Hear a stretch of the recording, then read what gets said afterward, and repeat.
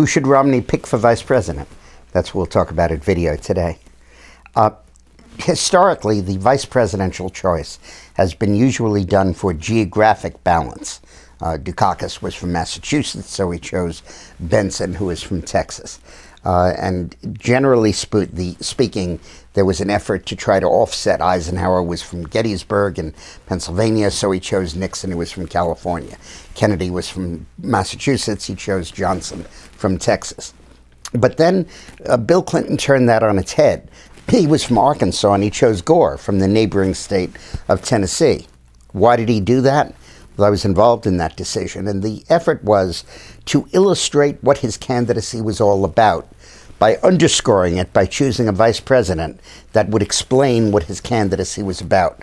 We wanted people to think that his candidacy was about the new generation taking power, the moderates in the Democratic Party, not the leftists, and the border states, southern states, so that we would have a shot at carrying them. So he picked a guy who was all three things, just as he was. Gore back then and Clinton were moderates. And that was why he chose Gore. Then when Bush chose Cheney, he entered a sort of different realm. No longer was geographic balance particularly important. Cheney was theoretically from Wyoming, but in fact lived in Texas, the same state Bush came from. But what he was trying to do was to choose a vice president that would fill the gaps in his resume. He was young and inexperienced and no foreign policy experience, so he chose an older guy, Cheney, with Washington experience and a lot of foreign policy expertise. That's the same thing Obama did when he chose Biden. Obama was black and domestic and not much foreign policy and didn't know Washington. Biden was the opposite. But now the question is, who will Romney choose? And I think we need to enter yet another realm here, which is ethnic diversity. The key to the success and survival of the Republican Party is its ability to relate to Latino voters. We have seen in anguish, frankly, as the African-American vote has gone unanimously for the Democratic Party. It didn't used to be. Lincoln was a Republican, and until after Eisenhower, blacks voted largely Republican. They only began to vote Democrat under Kennedy, even though Nixon carried a lot of them.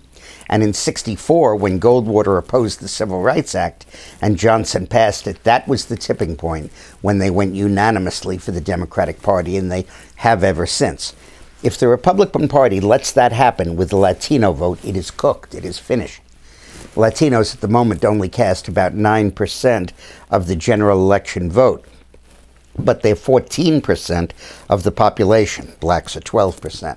And they're growing and growing and growing. They're going to be 20% of the population by 2020, and obviously in the mid-teens as a percentage of the vote. And if they ever go unanimously to the left and ally with the black community, you're talking about a third of the vote being written off before the Republican opens his mouth. And you can't possibly overcome that kind of a deficit. So I believe it is very important to nominate Marco Rubio, not just because he's Latino, not just because he's young and articulate, which he is, not just that he's from Florida, which is a swing state, but because he will illustrate to Latinos how you can be a Republican Latino.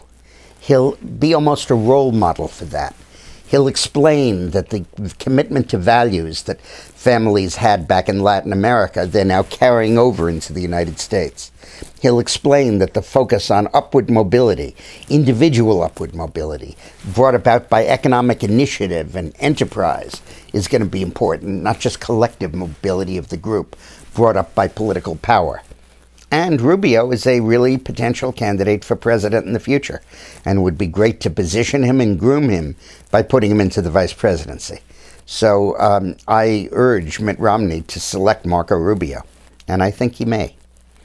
Now, we have a book out, as you know, called Screwed, and I hope you get it, because it is terribly important, given what's going on right now.